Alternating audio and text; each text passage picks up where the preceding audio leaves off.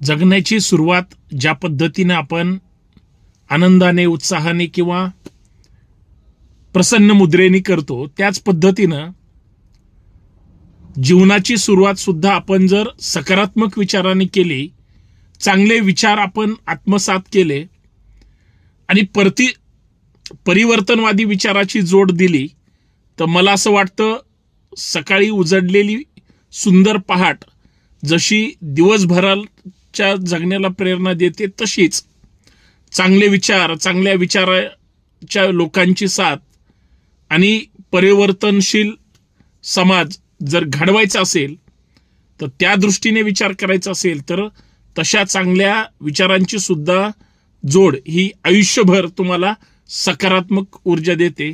त्यालाच साध्या भाषेत प्रबोधन असं म्हणतात. ते जर होत असेल किंवा करायची अपेक्षा असेल, तर इच्छाशक्ती फार चांगली पाहिजे, एवढंच या ठिकाणी सांगावं लागेल. जय शिवराय.